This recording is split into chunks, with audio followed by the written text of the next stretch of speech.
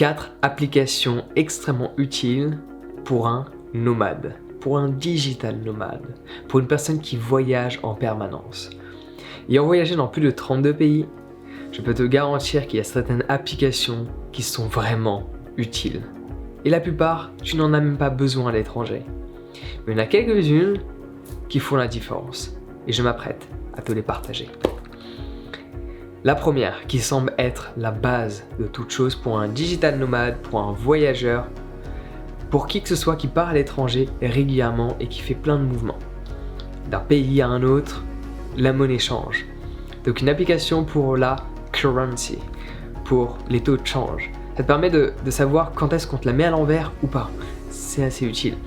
Donc l'application que j'utilise c'est Currency, celle où il y a un logo bleu avec un euro dedans.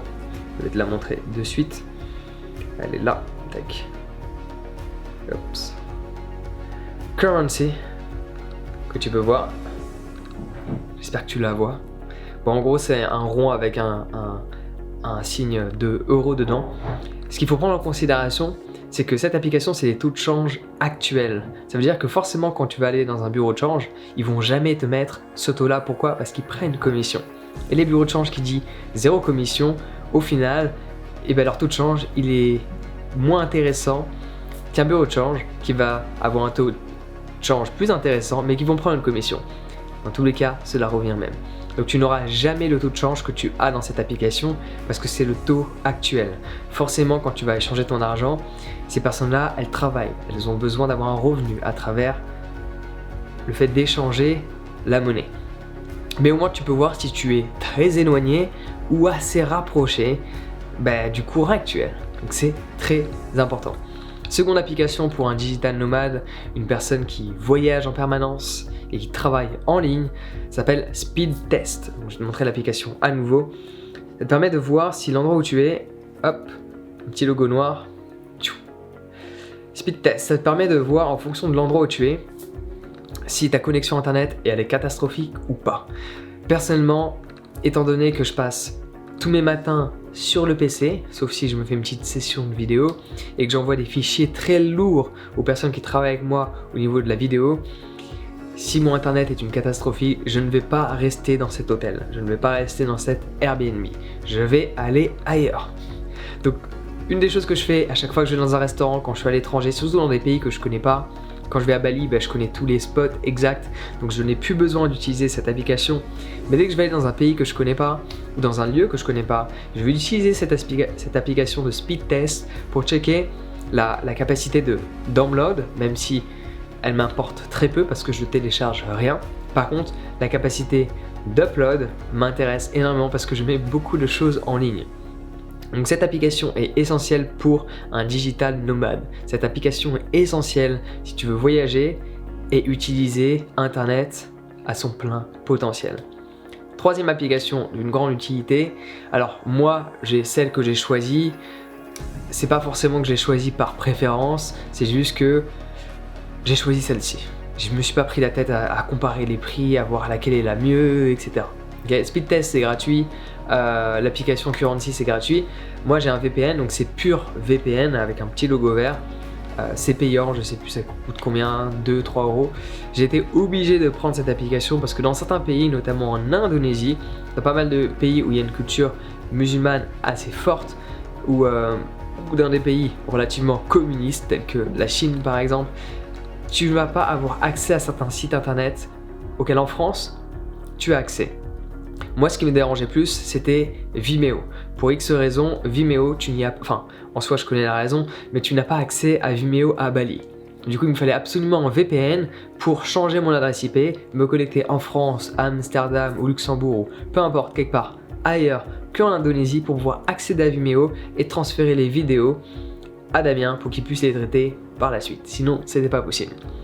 Donc un VPN est d'une grande utilité pour justement les sites qui sont bloqués auxquels tu as besoin de les utiliser, ou alors tout simplement si tu veux, parfois les VPN ils sont recommandés pour un aspect de sécurité, etc. Personnellement, je ne les utilise pas de cette manière-là, mais pourquoi pas. Donc moi j'ai choisi PureVPN, il y a aussi NordVPN, machin, enfin c'est pas mon domaine. Je sais juste que j'en ai pris un il fonctionne bien, c'est tout ce qui m'importe. Et je l'utilise jamais en France. À la limite, quand je suis dans les aéroports, vu que tout le monde est connecté au même Wi-Fi, c'est toujours rassurant d'avoir un petit VPN. Ça te permet de faire en sorte de te protéger quand tu te connectes à un Wi-Fi où il y a plein de personnes dessus. Ou les Wi-Fi gratuits des gares, etc. Bon, en général, je ne m'y connecte pas. Mais c'est surtout pour l'étranger. Donc ça, c'est ma raison d'utiliser un VPN. Voilà, on était à, du coup, ça fait 3, c'est ça? Non, je sais plus. 3. Alors attends. Je te dis la currency, je te dis speed test, VPN, ça fait 3. 4.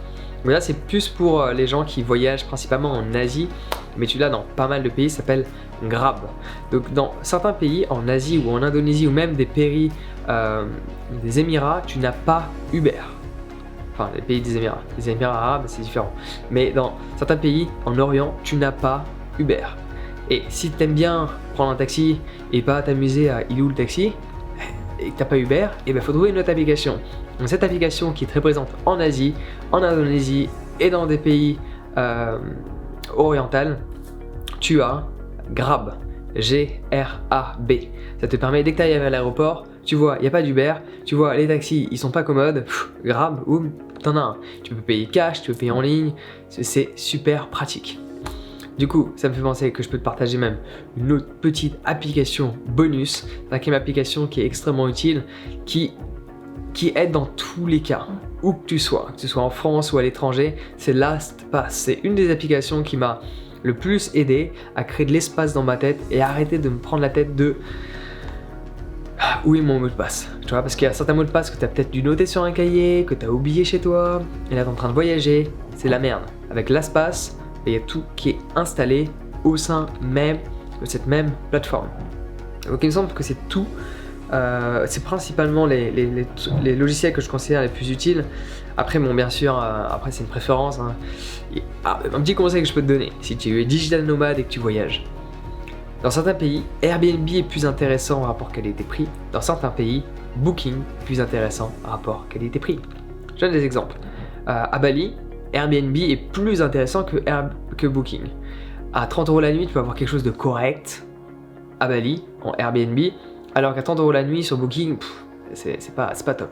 En comparaison, tu vas... On n'est pas dans les mêmes gammes de prix, hein. À 30 € tu peux avoir quelque chose de bien, on va dire, à Bali en général. En Suisse, dans mon expérience, à Genève, à 200 € la nuit, sur Airbnb, tu as quelque chose qui ressemble un peu à un H&M. À 200 € la nuit, sur Booking, tu peux avoir une belle chambre d'hôtel. Donc en fonction des pays, en fonction des catégories de prix, Airbnb est plus intéressant que Booking. Donc moi je recommande toujours d'utiliser les deux, de faire un petit check, c'est toujours d'une grande utilité. Et après à la limite, petites applications bonus, mais là ça dépend, enfin en soi c'est extrêmement utile, mais c'est pas juste l'application qu'il te faut, c'est la carte bancaire qui va avec. TransferWise, par exemple, Bali à nouveau, je te parle de Bali parce qu'au cours de cette dernière année, les 32 pays que j'ai fait, je les ai fait avant. Au cours de ces dernières années, je faisais France, Bali, Bali, France, France, Bali, Bali, France, France, Bali, Bali, France. On pourrait en faire une musique. Du coup, une application extrêmement utile si tu en as marre de payer, que ce soit à Bali ou à autre part. Bon, déjà, si tu veux travailler, faire quelques business à l'étranger et que tu dois transférer de l'argent, dans pas mal de pays, en Indonésie, il n'y a pas PayPal pour transférer de l'argent. Ou ta banque, il faut que tu sois présent pour transférer de l'argent, c'est compliqué. Du coup, tu peux utiliser TransferWise, qui permet de transférer de l'argent à des coûts beaucoup plus intéressants que ta banque, que PayPal, carrément, il n'y a pas photo. Et donc du coup, tu peux transférer de l'argent à quelqu'un en toute simplicité. Secondement, TransferWise, c'est d'une grande utilité. Pourquoi ? Parce que du coup, quand tu veux retirer à ta banque, quand tu veux retirer au distributeur à l'étranger de l'argent, si tu le fais avec ta carte française, on va t'assommer. Par rapport à combien tu peux retirer dans certains pays, dans plein de pays en fait, en Indonésie, vu que la monnaie, par exemple, est relativement conséquente, tu vas retirer 75 €, ta banque en France va te choper 3,75 € ou 4 €, et le distributeur il va te prendre 1 € de fee. Au final, 5 € pour 75 €, ça fait cher quand même, je trouve, en termes de pourcentage. Avec TransferWise, tu as ton compte en France, tu transfères des sous sur ta banque en ligne, tu utilises ta carte TransferWise, tu vas au distributeur où tu payes directement avec, et tu as quasiment pas de frais. En comparaison aux autres banques françaises, c'est que dalle. Donc TransferWise est d'une grande utilité. Dans tous les cas, je te mets tous les liens dans la description si tu veux t'intéresser. TransferWise est gratuit, ils te prennent juste une commission. Les VPN en général, c'est payant. Je te recommande pas d'utiliser des gratuits, sauf si tu n'en as rien à de ton PC. Mon PC, j'y mets de l'importance parce que je travaille avec, du coup, j'achète que des trucs payants pour mettre dedans. Voilà, des trucs que je sais qui fonctionnent réellement. L'Aspas, c'est payant, c'est genre du 3 € par mois, je crois. À regarder, hein, je sais plus, hein, ça fait longtemps que je paye. Du coup, je regarde plus combien ça coûte. Et Currency, c'est gratuit. Grab, bah, du coup, c'est en fonction de la course que tu effectues. Je te mets les liens, tout ça dans la description. Et si tu veux booster ta productivité en voyageant, j'ai un guide sur la productivité qui va grandement t'aider. Et tu peux également le télécharger dans la description en cliquant sur le lien. Sur ce, prends soin de toi et passe une excellente journée.